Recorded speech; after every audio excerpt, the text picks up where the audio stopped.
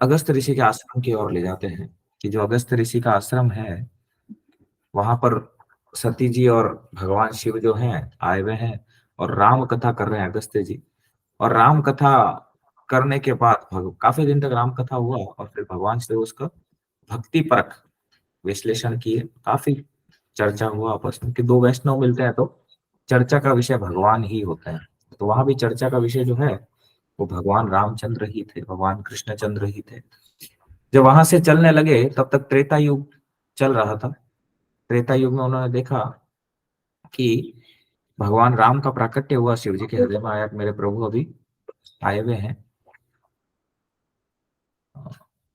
कि मेरे भगवान राम अभी, कि मेरे प्रभु आए हुए हैं तो मुझे दर्शन के लिए जाना है। तो आंखें तरस रही थी उनकी दर्शन के लिए, दर्शन के लिए बड़े व्याकुल थे वो। दर्शन के लिए जाने के लिए जा ही रहे थे तभी उनके मन में विचार आया, अरे मेरे प्रभु तो मनुष्य लीला कर रहे हैं अभी, क्योंकि उस समय अरण्य कांड चल रहा था, भगवान सीते सीते कहते वन में घूम रहे थे। तो उन्होंने वहीं से लीला में बाधा डालना उचित नहीं समझा और वहीं से प्रणाम कर लिया और बोला सच्चिदानंद भगवान की जय हो। और जब उन्होंने ये बोला तो सती पास में थी। तो सची ने देखा, अरे ये किसको दंडवत कर रहे हैं यहाँ पे, ये तो खुद भगवान है जिनको ब्रह्म, बड़े बड़े ऋषि मुनि देवता जिनका स्तुति करते हैं, जिनके लिए तपस्या करते हैं, ये प्रणाम कर रहे हैं एक सामान्य तुच्छ से मानव को जो अपनी पत्नी तक को ढूंढ नहीं पा रहा। ऐसा लग रहा है आसक्ति है इसको अपनी पत्नी से। भगवान शिव समझाए सती को, वो पूछी भी और समझाए भी कि देवी यही है वो अजन्मा, ठीक है, और जिनका वेद भी नेति नेति कह करके हाथ खड़े कर देते हैं, वही परम पुरुष मनुष्य लीला कर रहे हैं देवी। परंतु उन्होंने माना नहीं इस बात को। तो शिव जी बोले ठीक है देवी, आप अपने विवेक का इस्तेमाल करके और परीक्षा ले लो। वो विवेक का इस्तेमाल तो किए नहीं, कि पता नहीं सीता जी का रूप लेकर परीक्षा लेने गई, भगवान वन वन घूम रहे थे। भगवान ने जब देखा तो बोला, दक्ष नंदिनी वृष केतु को छोड़ करके यहाँ जंगलों में कहाँ घूम रही हो। और जब इतना उनको पूछे तो वो बड़ी लज्जित हुई, लज्जित होकर वहां से निकली। तो जब वहां से वो निकली तो देखा वहां पे कि अनगिनत ब्रह्मा विष्णु और महेश अपनी अपनी शक्तियों के साथ भगवान राम लक्ष्मण और जानकी जी का स्तुति कर रहे हैं। सब बदल रहे हैं पर ये तीनों नहीं बदल रहे, ये तीनों कैरेक्टर नहीं बदल रहे। तो जब उन्होंने ये देखा तो वो बड़ी ही विस्मित हो गई, विस्मित हो गई, विस्मित, ठीक, विस्मित हो गया। तो वहां से गई शिव जी के पास। शिव जी ने पूछा देवी, वहां से जाने के बाद पूछा, शिव जी ने पूछा देवी कैसा रहा, आप परीक्षा ले लिए ना आप अच्छे से। कुछ वॉइस डबलिंग हो रहा है।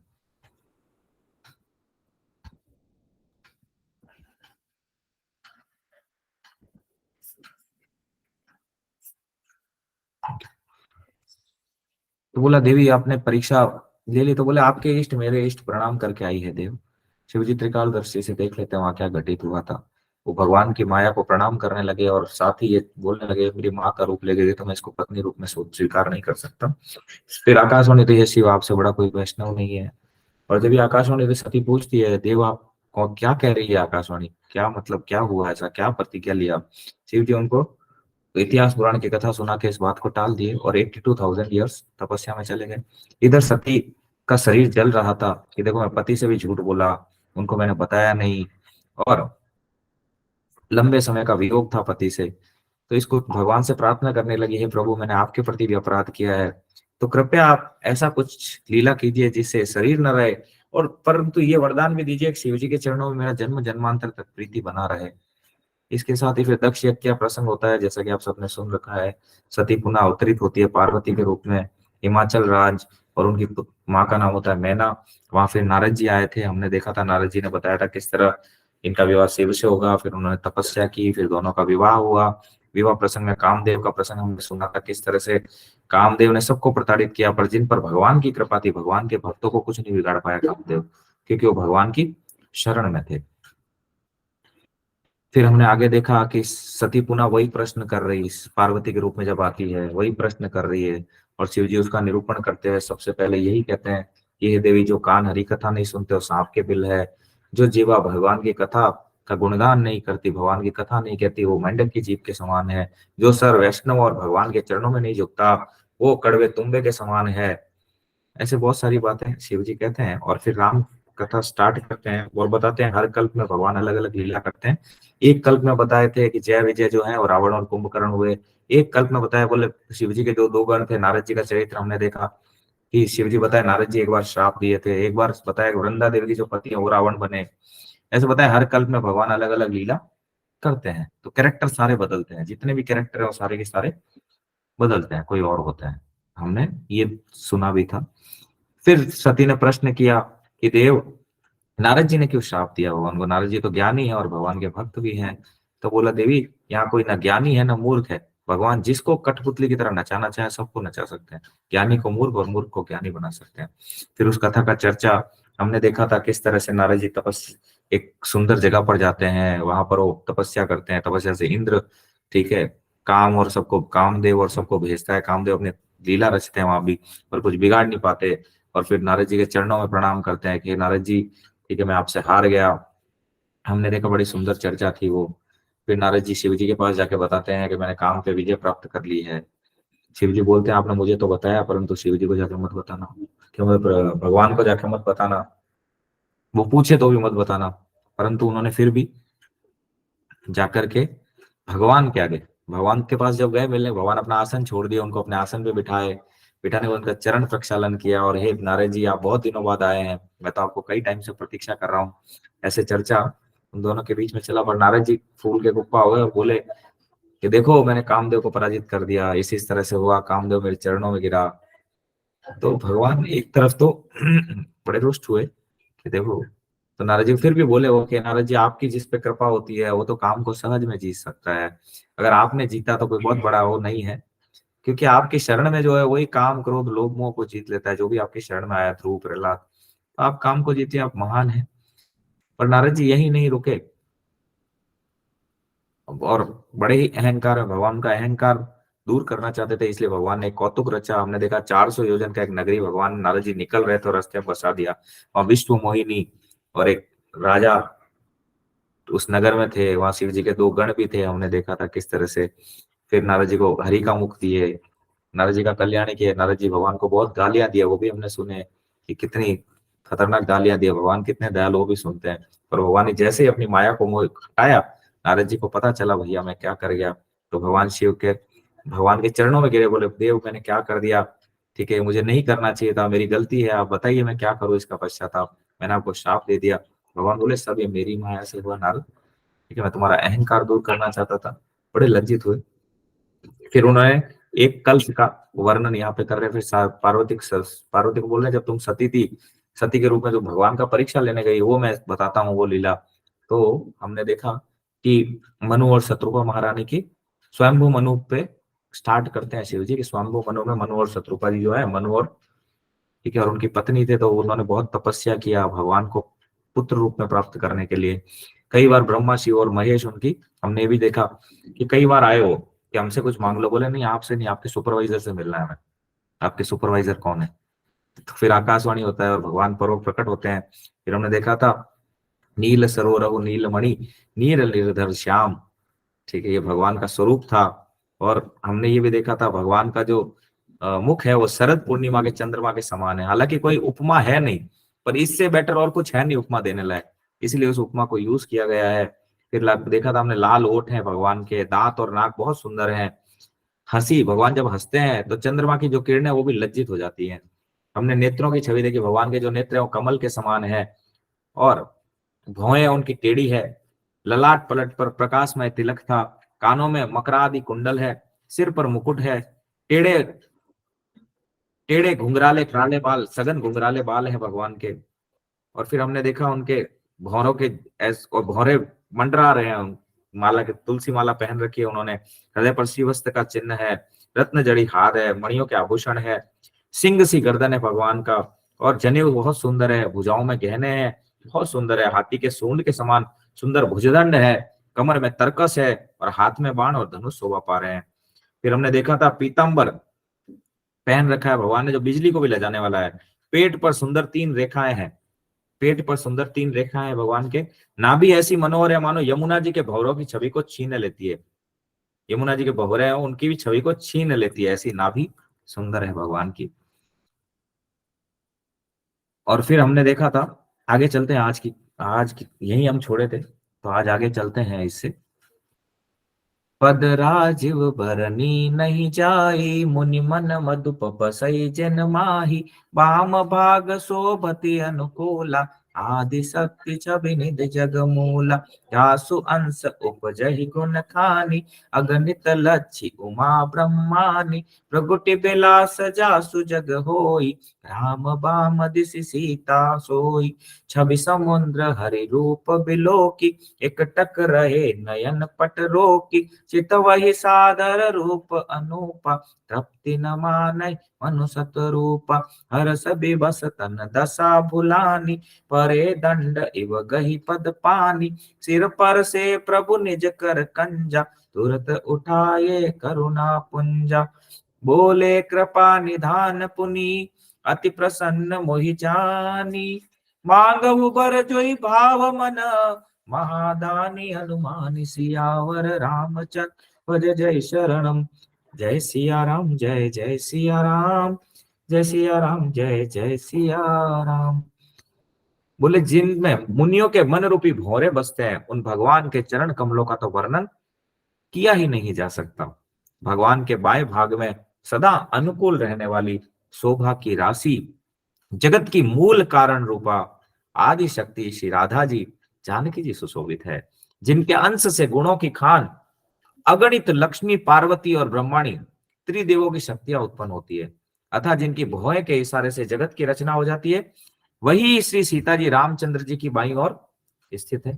वाम भाग में सीता जी है। देखो यहाँ बड़ा ही क्लियरली मेंशन्ड है कि जिनके अंश से गुणों की खान लक्ष्मी जी, पार्वती और ब्रह्मणी, मतलब अगणित है, तभी यहाँ बोला गया है कि जासु अंश उपजहि गुण खानी, अगणित लक्षी उमा ब्रह्मानी।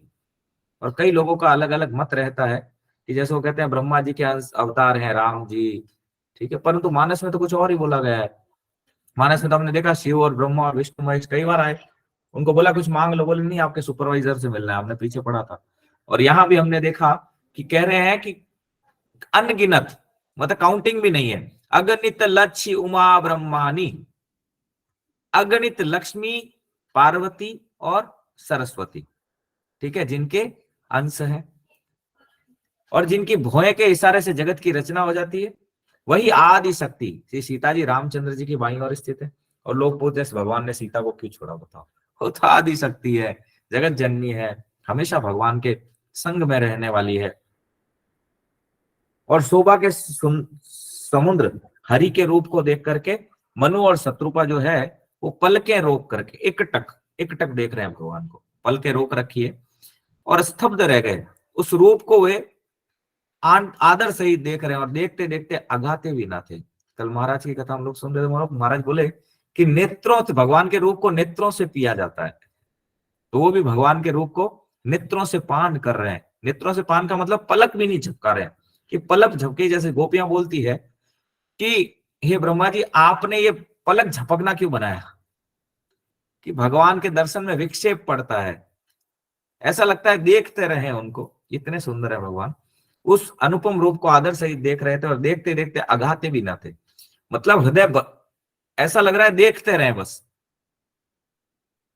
इन्फिनिटिव टाइम तक देखते रहे उसको, ऐसे उनको लगता है, मतलब अघाते भी नहीं थे। एक बार किसी को देख ले, मान लो संसार की सुंदरता में किसी को देख ले, एक बार देखने के बाद ठीक है भाई, लेकिन भगवान की सुंदरता ऐसी है कि एक बार देखने के बाद भी ये लगता है कि उसको देखते ही रहे। और आनंद के वश में हो जाने के कारण अपनी देह की शुद्धि को वो भूल गए। वे हाथों में भगवान के चरण पकड़कर दंड की तरह भूमि पर गिर पड़े, दंड की तरह भूमि पर गिर पड़े और भगवान के चरण पकड़ लिए उन्होंने। कितने भाग्यशाली हैं देखिए, कि भगवान के चरण पकड़ लिए उन्होंने। कृपा की राशि प्रभु ने अपने चरण कमलों से उनके मस्तक का स्पर्श किया और उन्हें तुरंत ही उठा लिया। भगवान ने उनको उठाया और बोले, भगवान बोले कि मुझे अत्यंत प्रसन्न जानकर और बड़ा भारी दानी मानकर जो मन में भाई वही वर मांग लो। बड़ी इंपॉर्टेंट बात भगवान कह रहे, बोले कृपा निधान पुनि, अति प्रसन्न मोहि जानी, कि मुझे जानो मैं बहुत प्रसन्न हूं तुम पे। मांगो वर जोई भाव मन महादानी, मुझे महादानी मानकर, मुझसे बड़ा दानी कोई नहीं है, भगवान कह रहे, मुझे महादानी मानकर जो मांगना है आप मांग लीजिए। आगे देखते हैं कि क्या होता है। सुनि प्रभु बचन जोरि जुग पानी, धरि धीरज बोली मृदुबानी। नाथ देखी पद कमल तुम्हारे, अब पूरे सब काम हमारे। एक लाल सा बड़ी उर्माही, सुगम अगम कही जाति सुनाही। तुम ही देत अति सुगम गोसाई, अगम लाग मोहि निज कृपनाई। जथा दरिद्र विबुध तरुपाई, बहु संपत्ति मागत सकुचाई। तासु प्रभाव जानि नहीं सोई, तथा हृदय मम संशय होई।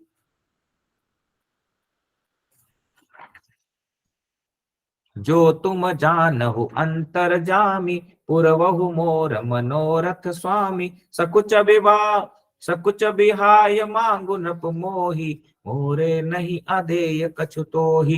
दानि शिरोमणि कृपा निधि, नाथ कयौ सती धाव। चायौ तुम ही समान सुत, प्रभु सन कवन दुराव। सियावर रामचंद्र भज जय शरणम। जय सिया राम, जय जय सिया राम, जय सिया राम, जय जय सिया राम। भगवान के वचन सुनकर उन्होंने धीरज धरकर और दोनों हाथ जोड़कर कहा, हे नाथ, आपके चरण कमलों को देखकर अब हमारी सारी मनोकामना पूर्ण हो गई। बोले, हे प्रभु, आपके चरण कमलों को देख करके मेरी हमारी सारी जो मनोकामनाएं हैं वे पूर्ण हो चुकी है। फिर भी मन में एक बड़ी लालसा है प्रभु, उसका पूरा होना सहज भी है और अत्यंत कठिन भी। बोले, उसका पूरा होना सहज भी है, हो भी सकती है और नहीं भी हो सकती। इसी से उसे कहने नहीं बनता, इसलिए बोले कहते नहीं बन रहा।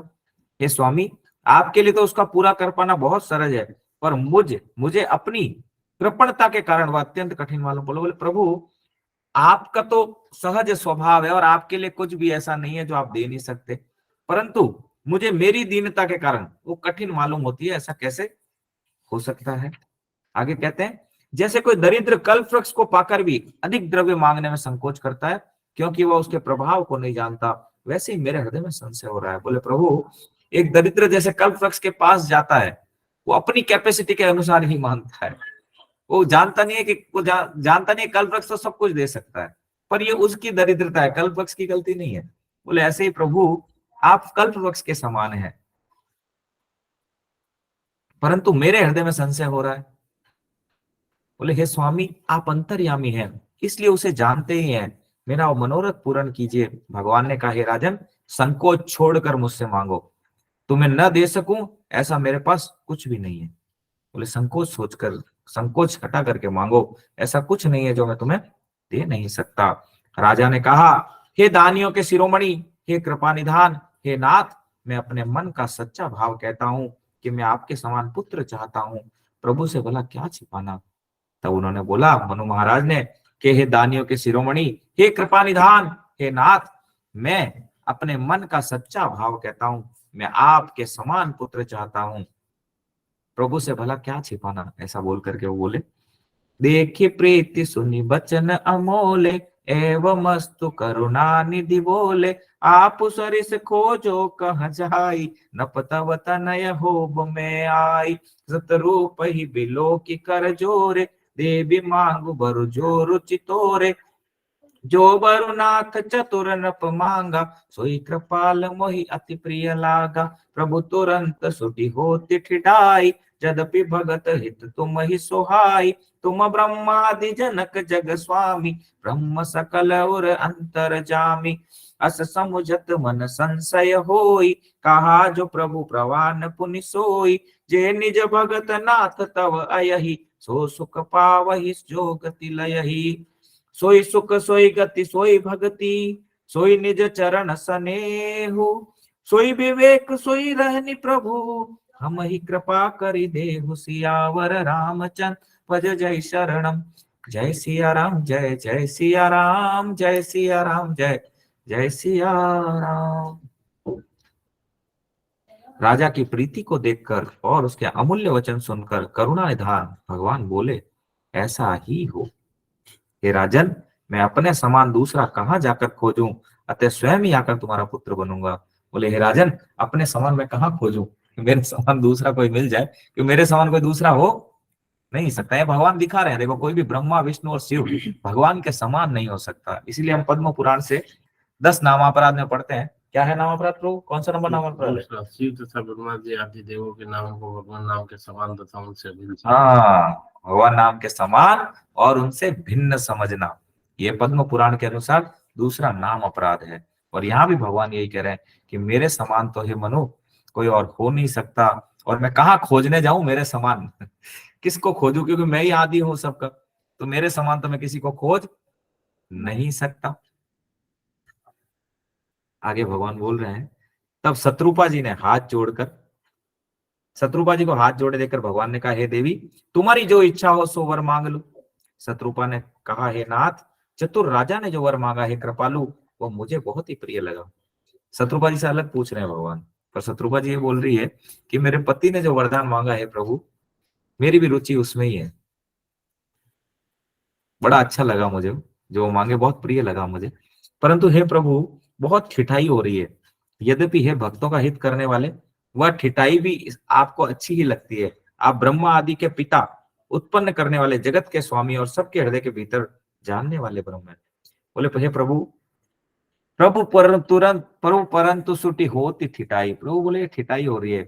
बोले हे भक्तों का हित करने वाले, वो ठिठाई भी आपको अच्छी लग रही है क्या? हम जैसे एकदम निकृष्ट प्राणी कौन है? देखो पहले मनु महाराज और शत्रुघ्न महारानी, हम सबके जनक ठीक है, वो कह रहे हैं प्रभु हम कृपण हैं, क्या हम लोगों को कुछ औकात ही नहीं है। तो सोचो यहाँ संसार में और किसका औकात होगा? यहाँ लड़ रहे हैं लोग, किसी को एमएलए बनना है, किसी को एमपी बनना है, किसी को क्रिकेटर बनना है, किसी को राजा बनना है, जबकि ना मनु जी की औकात है ना ब्रह्मा जी की औकात है सृष्टि में, फिर भी बनने के पीछे भाग रहे हैं। पर उस परम पुरुष भगवान को पकड़ने के लिए कोई नहीं भाग रहा। इतने मूर्ख हैं हम लोग, मूर्खता की भी लिमिट है। बोल रही ऐसा समझने पर भी मन में संदेह होता है, फिर भी प्रभु ने कहा वही प्रमाण है। मैं तो यह मानती हूँ कि हे नाथ, आपके जो निज जन हैं वे जो अलौकिक अखंड सुख पाते हैं और जिस परम गति को प्राप्त होते हैं, हे प्रभु वही सुख, वही गति, वही भक्ति, वही आपके चरणों में प्रेम, वही ज्ञान और वही रहन सहन कृपा करके हमें दे दीजिए। मनु महाराज ने तो पुत्र के रूप में भगवान को मांगा। शत्रुपा महाराज ने और एक ऐड कर दिया, बोले हे प्रभु मैं आपसे ये मांगती हूँ जो आपके निज जन है। निज जन भी देखो क्या बोल रही, अलौकिक और अखंड है, हमेशा रहने वाले हैं। भगवान के धाम में जो भगवान के निज जन है वो एवरी टाइम रहते हैं, अलौकिक भी है और अखंड भी है, और अखंड सुख पाते हैं। और बोलो वही सुख, वही गति, वही भक्ति, वही आपके चरणों में प्रेम, वही ज्ञान और वही रहन सहन कृपा करके हमें दे दीजिए। रानी के वचन सुन के हम देखते हैं भगवान क्या कहते हैं। सुनि मृदु गूढ़ रुचिर बर रचना, कृपा सिंधु बोले मृदु बचना, जो कछु रुचि तुम्हारे मन माही, मैं सो दीन सब संशय नाही। मातु विवेक अलौकिक तोरे, कबहु न मिटहि अनुग्रह मोरे। बंदी चरण मनु कयहु बहोरी, अवर एक बिनती प्रभु मोरी। सुत विषय तव पद रति हो, मोहि बड़ मूढ़ कहे किन को। मनि बिनु फनि जिम जल बिनु मीना, मम जीवन तिम तुम ही अधीना। असबरु मांगी चरण गई रहु, एवं अस्तु करुणा निधि कयहु। अब तुम मम अनुशासन मानी, बसहु जाय सुरपति रजधानी। तह करि भोग विशाल, तात गए कछु काल पुनि, होयउ अवध भुआल। तब मैं होब तुम्हार सुत, सियावर रामचंद्र भज जय शरणम। जय सिया राम, जय जय सिया राम, जय सिया राम, जय जय सिया राम। भगवान बोले जो रानी के इतने सुंदर वचन जो भगवान से वो मांगी है, कितने देखो अद्भुत है, वरदान भी कितना अद्भुत मांगे हो। कोमल गुड़ और मनोहर श्रेष्ठ वाक्य रचना सुनकर कृपा के समुद्र भगवान कोमल वचन बोले, तुम्हारे मन में जो कुछ इच्छा है वह सब मैंने तुमको दे दिया, इसमें कोई संदेह न समझना। हे माता, मेरी कृपा से तुम्हारा अलौकिक ज्ञान कभी नष्ट ना होगा। तब मनु ने भगवान के चरणों की वंदना करके फिर कहा, हे प्रभु मेरी एक और विनती है, आपके चरणों में मेरी वैसी ही प्रीति हो जैसे पुत्र के लिए पिता की होती है। चाहे मुझे कोई बड़ा भारी मूर्ख ही क्यों ना कहे, जैसे मणि के बिना सांप और जल के बिना मछली नहीं रह सकती, वैसा ही मेरा जीवन आपके अधीन रहे, आपके बिना ना रह सके। शत्रुपा महाराज ने जो मांगा, उसके आगे मनु महाराज एक और वरदान मांगे, तीसरा वरदान। बोले प्रभु, जन्म जन्मांतर तक आपके चरणों में मेरी प्रीति हो, और उस प्रीति में भी वात्सल्य प्रीति हो, जैसे पुत्र की पिता के लिए होती है। चाहे मुझे बोले कितना ही भारी मूर्ख कहे, जैसे मणि के बिना सांप नहीं रह सकता, जल के बिना मछली नहीं रह सकती, वैसा ही मेरा जीवन आपके अधीन रहे और मैं कभी भी उसके बिना ना रह पाऊं। मतलब 3 वरदान मांगे। फर्स्ट तो पुत्र के रूप में पुत्र मांगे, और सेकंड शत्रुपा महारानी ने मांगा कि आपके जो अलौकिक अखंड, जिनका की आनंद है, आपके जो नित्य लोक में रहने वाले आपके निज जन हैं, उनके समान आपके चरणों में प्रीति, आपकी भक्ति, ज्ञान और रहन सहन, वैसा ही रहन सहन कृपा करके दीजिए। और भगवान ने वो दे दिया। पर मनु महाराज ने एक और वरदान मांगा, वात्सल्य भाव मांगा भगवान से। बोले प्रभु, आपके चरणों में मुझे पुत्र के समान प्रीति हो, आपको पुत्र मानो। लोग मुझे कितना ही मूर्ख कहें, पर हमेशा मैं आपके अधीन रहूं। कितना सुंदर है। हमने कभी मांगा, प्रभु मैं आपके अधीन रहूं, आपका यंत्र बन जाऊं और आप यंत्री बन जाओ मेरे। ऐसा वर मांगकर राजा भगवान के चरण पकड़े रह गए। तब दया के निधान भगवान ने कहा, ऐसा ही हो, अब तुम मेरी आज्ञा मानकर देवराज इंद्र की राजधानी अमरावती में जाकर वास करो। देखो भगवान ने क्या किया, वरदान मांगा इधर मनु और शत्रुपा महारानी ने, और बोल दिया अब तुम अमरावती में जाके रहो। धरती पर थे और अब बोल रहे अमरावती में जाके वास करो। और हे तात, वहां स्वर्ग के सुख भोग कर कुछ काल बीत जाने पर तुम अवध के राजा होंगे, तब मैं तुम्हारा पुत्र होऊंगा। बोले वहां रहो, कुछ काल बीत जाने पर वापस जब आपका जन्म होगा, जब आप अवध के राजा दशरथ के रूप में प्राकट्य होंगे और मैया कौशल्या के रूप में प्रकट होगी, तब मैं उनके पुत्र के रूप में अवतरित होऊंगा। इच्छामय नर बेस संवारे, होई हऊ प्रकट निकेत तुम्हारे। अनसन सहित देह धरि ताता, करि हऊ चरित भगत सुखदाता। जे सुनि सादर नर बड़ भागी, भवतर हई ममता मद त्यागी। आदि शक्ति जेहि जग उपजाया, सो अवतर ही मोरी यह माया। पूर्व में अभिलाष तुम्हारा, सत्य सत्य पन सत्य हमारा। पुनि पुनि अस कही कृपा निधाना, अंतरधान भये भगवाना। दंपति दंपति उर धरि भगत कृपाला, तेहि आश्रम निवसे कछु काला। समय पाय तनु तजिय नयासा, जाय केन अमरावती बासा। यह इतिहास पुनीत अति, उमहि कही व्रस केतु। भरद्वाज सुनो अपर पुनि, राम जन्म कर हेतु सियावर। रामचंद्र भज जय शरणम। जय सिया राम, जय जय सिया राम, जय सिया राम, जय जय सिया राम। जब उन्होंने दोनों इतने सुंदर वरदान मांगे, उसके बाद भगवान, इच्छा निर्मित मनुष्य सजकर मैं तुम्हारे घर में प्रकट होऊंगा। भगवान बोले, इच्छा निर्मित मनुष्य रूप, मेरी इच्छा के अनुसार, और तुम्हारे घर में प्रकट होगा। हे तात, मैं अपने अंशों सहित देह धारण करके भक्तों को सुख देने वाले चरित्र करूंगा। अब भगवान क्यों प्रकट होते हैं? हमें सुख देने के लिए भगवान प्रकट होते हैं। यहाँ भगवान क्लियरली कह रहे हैं कि मैं अपने अंशों सहित देह धारण करके भक्तों को सुख देने वाले चरित्र। अब भक्तों को सुख मिलता है भगवान के चरित्रों में, जो अभक्त हैं उनको बड़ा दुख मिलता है और भक्तों को आनंद मिलता है। भगवान आगे और बहुत सुंदर बात कह रहे हैं। देखो, जो भी राम कथा अभी सुन रहे हैं उनके लिए बड़ी इंपॉर्टेंट बात भगवान कह रहे हैं। जे सुनि सादर नर बड़ भागी, जिन चरित्रों को बड़े भाग्यशाली मनुष्य, तो आप तो फॉर्चुनेट पहली बार सुन रहे हो, भगवान खुद कह रहे हैं, भगवान के वचन है। देखो, जे सुनि सादर नर बड़ भागी, भव तरहि ममता मद त्यागी। क्या होगा? बड़े भाग्यशाली मनुष्य हैं जो मेरी कथाएं सुनेंगे। क्या होगा उन कथा को सुनने से? बोले ममता और मद ये खत्म हो जाएगा। अहंकार, काम, क्रोध, लोभ, मोह, मद, मत्सर, बोले ये सारा की सारा खत्म हो जाएगा। और क्या होगा? इस भव सागर को पार कर जाएंगे। और मेरी ये जो आदि शक्ति है, श्रीमती राधा रानी, ठीक है, जिसने जगत को उत्पन्न किया है, अवतार मेरे साथ लेगी। इस प्रकार मैं तुम्हारी अभिलाषा पूरी करूंगा। मेरा प्रण सत्य है, सत्य है, सत्य है। 3 बार कह रहे भगवान कि मेरा प्रण सत्य है, सत्य है, सत्य है। भगवान बार बार ऐसा कहकर अंतर ध्यान हो गए। वे स्त्री पुरुष राजा रानी भक्तों पर कृपा करने वाले भगवान को हृदय में धारण करके कुछ काल तक आश्रम में रहे। फिर उन्होंने समय पाकर सहज ही बिना किसी कष्ट के शरीर छोड़कर अमरावती इंद्र की पुरी में जाकर वास किया। फिर मनु और शत्रुघ्न ने शरीर छोड़ा और अमरावती में जाकर उन्होंने वास किया। याज्ञवल्क्य जी कहते हैं, हे भरद्वाज, इस अत्यंत पवित्र इतिहास को शिवजी ने पार्वती से कहा था। अब श्री राम जी के अवतार लेने का दूसरा कारण सुनो। बोले, ये तो था प्रथम कारण भगवान के अवतार लेने का।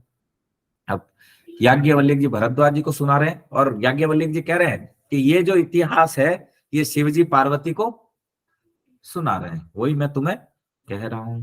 आगे कहते हैं, सुन मुनि कथा पुनीत पुरानी, जो गिरिजा प्रति शंभु बखानी, विश्व विदित एक के कह देसु, सत्य के तुतः बसहि नरेशु, धर्म धुरंधर नीति निदाना, तेज प्रतापशील बलवाना, तेहि के भय जुगल सुत वीरा, सब गुण धाम महारन धीरा, राजधनी जो जेठ सुत आई, नाम प्रताप भानु असताही, अपर सुत ही हरिमर्दन नामा, भुज बल अतुल अचल संग्रामा, भाई भाई परम समीति, सकल दोष छल बरजित प्रीति, जेठे सुत ही राज नृप दीना, हरिहित आप गवन बन कीना, जब प्रताप रवि भयो नप, फिर दोहाई देश, प्रजापाल अति वेद विधि, कतहु नहीं अगलेश, सियावर रामचंद्र भज जय शरणम,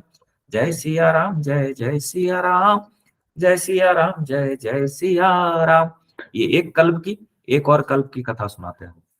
अलग अलग कल्प की चल रही है ना, देखा हमने पहले नारद जी के कल्प की, ठीक है, फिर अभी हमने देखा मनु और शत्रुपा महारानी को वरदान के तौर पर दिया और भगवान प्रकट हुए। अब आगे कह रहे हैं कि एक और प्राचीन कथा सुनो, जो शिवजी ने पार्वती से कही थी। संसार में प्रसिद्ध एक केकय देश है, वहां सत्यकेतु नाम का राजा राज्य करता था। वह धर्म की धुरी को धारण करने वाला, नीति की खान, तेजस्वी, प्रतापी, सुशील और बलवान था। उसके दो पुत्र हुए, वे गुणों की खान और बड़े रणधीर थे। राज्य का उत्तराधिकारी जो बड़ा लड़का था उसका नाम था प्रताप भानु।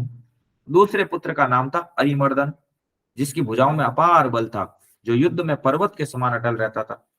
बोले, जो ये सत्यकेतु राजा राज्य करते थे, इनके दो पुत्र थे। प्रथम थे प्रताप भानु और दूसरे थे अरिमर्दन। भाई भाई में बड़ा मेल और सब प्रकार के दोषों और छलों से रही सच्ची प्रीति थी। राजा ने जेठे पुत्र को राज्य दे दिया और आप भगवान के भजन के लिए वन को चल दिया। बोले, जो बड़ा पुत्र था उसको राज्य दे दिया और छोटा वाला पुत्र जो था अरिमर्दन, वो भजन के लिए जंगल में चला गया। जब प्रताप भानु राजा हुए, देश में उनकी दुहाई फिर गई। यह वेद में बताई हुई विधि के अनुसार उत्तम ऋषि से प्रजा का पालन करने लगा। उसके राज्य में पाप का कहीं भी लेश नहीं था। बोले, जो प्रताप भानु है ये उत्तम ऋषि से वेद की रीति से शासन करने लगा और इसके राज्य में कहीं पर भी पाप का लेश मात्र भी नहीं था।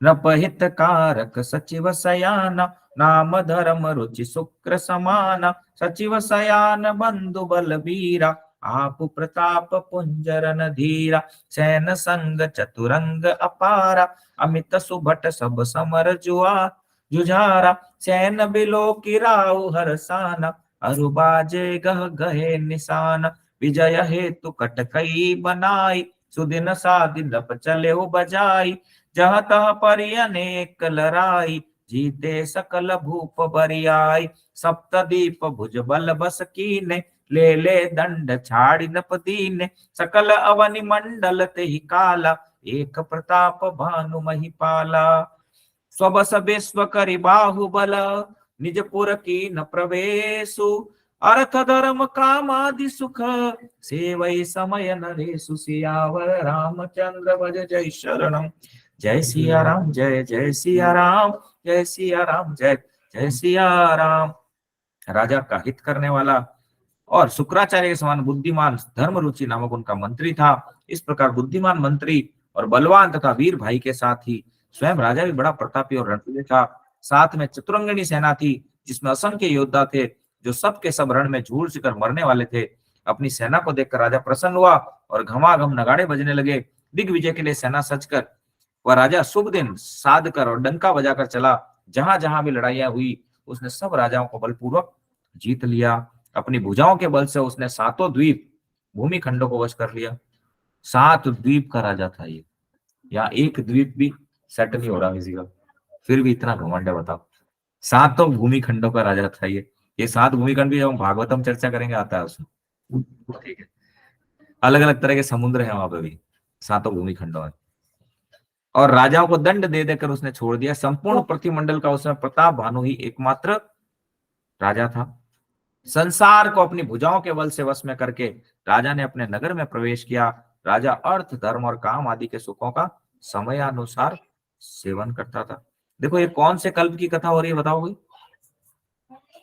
कौन से कल्प का कथा हो रहा है ये?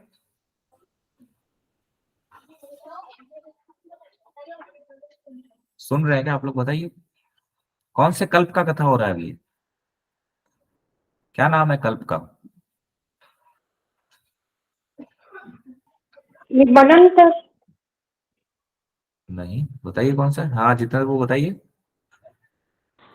प्रभु जी, मनु महाराज और सुदुर्पा महारानी। नहीं नहीं, कौन मनवंतर कौन सा है?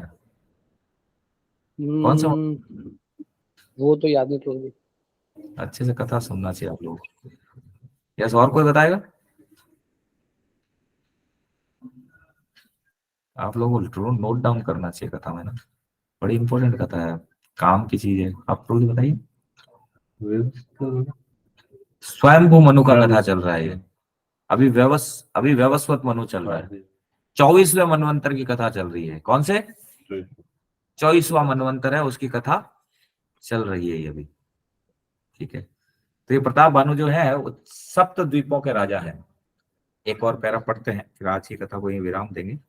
भूप प्रताप भानु बल पाई, कामधेनु भे भूमि सुहाई, सब दुख वर्जित प्रजा सुखारी, धर्मशील सुंदर नर नारी, सचिव धर्म रुचि हरि पद प्रीति, न पहित हेतु सिखवदित नीति, गुर सुर संत पितर मही देवा, करई सदा नृप सबके सेवा, भूप धर्म जे वेद बखाने, सकल करई सादर सुख माने, दिन प्रति देई विविध विधि दाना, सुनई शास्त्र वर भेद पुराना, नाना बापी कूप तड़ागा, सुमन बाटिका सुंदर बागा, विप्र भवन सुर भवन सुहाए, सब तीर्थन विचित्र बनाए, जहां लगी कहे पुराण श्रुति, एक एक सब जाग, 12 सहस्त्र सहस्त्र नृप, किए सहित अनुराग, सियावर रामचंद्र भज जय शरणम, जय सिया राम, जय जय सिया राम,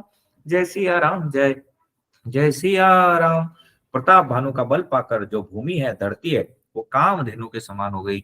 जैसे कामधेनु सब कुछ देने में समर्थ होती है, ऐसे ही धरती सब कुछ देने में समर्थ हो गई। प्रजा सब प्रकार के दुखों से रहित और सुखी थी। प्रजा में किसी तरह का दुख नहीं था, प्रजा बहुत ही सुखी थी। और सभी स्त्री पुरुष सुंदर और धर्मात्मा थे। धर्म का पालन करने वाले सभी स्त्री पुरुष थे। धर्म रुचि मंत्री का श्री हरि के चरणों में प्रेम था, क्योंकि जो मिनिस्टर था उसका हरि के चरणों में प्रेम था। तो मिनिस्टर हरि चरणों में का प्रेम, हरि चरणों में प्रेम था मिनिस्टर का, इसीलिए सब कुछ ठीक चल रहा था, क्योंकि वो एडवाइस भी अच्छी देता था। वह राजा के हित के लिए सदा उनको नीति सिखाया करता था, राजा को सदा नीति का पालन सिखाया करता था। राजा, गुरु, देवता, संत, पितर और ब्राह्मण, इन सब की सदा सेवा करता रहता था। वेदों में राजाओं ने के जो धर्म बताए गए हैं, राजा सदा आदर पूर्वक सुख मानकर उन सब का पालन करता था। प्रतिदिन अनेक प्रकार के दान देता, उत्तम शास्त्र, वेद और पुराण सुनता था, कथा भी सुनता था। देखिए, सप्तद्वीप का राजा था और भगवान की कथा सुनता था। उसने बहुत सी बावलियां, कुएं, तालाब, फुलवाड़ियां, सुंदर बगीचे, सभी के लिए घर और देवताओं के सुंदर विचित्र मंदिर सब तीर्थों में बनवाए। वेद और पुराण में जितने प्रकार के यज्ञ कहे गए हैं, राजा ने एक एक करके उन सब यज्ञों को प्रेम सहित हजार हजार बार किया। कितना एज होगा देखो उसका, प्रताप भानु का। बोले जितने यज्ञ हैं उसको एक एक हजार बार किया उसने। जितने वेद और शास्त्रों में यज्ञ बताए गए हैं उन सबको 1000 टाइम्स उसने किया। तो आज की कथा को हम लोग यही विराम देते हैं। आगे की कथा जो है कल चलेंगे, गोता लगाएंगे कल आगे की कथा में। तो आज की कथा आप लोग याद कीजिए कि चल क्या रहा है, बड़ा याद करने वाली चीज है। कौन सा मनवंतर है, कब ये कथा हो रही है। तो इसी के साथ मैं अपनी वाणी को विराम देता हूँ। आप सब वैष्णव के श्री चरणों में प्रणाम करते हुए वंशा कल्पतरुभ्यश्च कृपा सिंधुभ्यो च पतितानां पावनेभ्यो वैष्णवेभ्यो नमो नमः। कोई प्रश्न है आप लोग पूछ सकते हैं, नहीं तो कथा को यहीं पे विराम देके और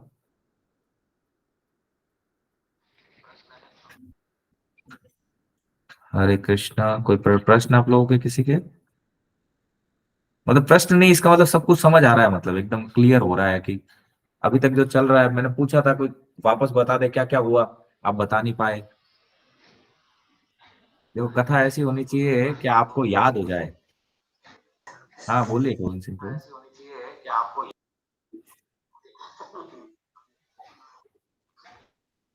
बोलिए आप लोग, कोई बोलिए तो सही, कोई भी नहीं बोल रहा है।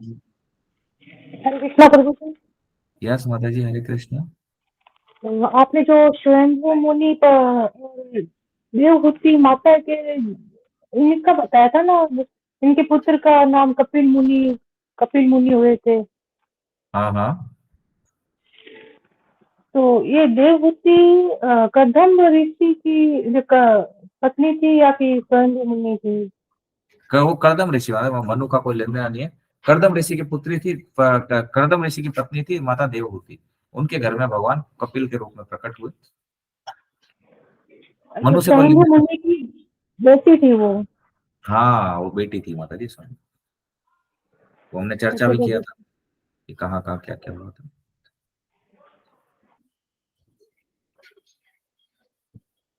ठीक है।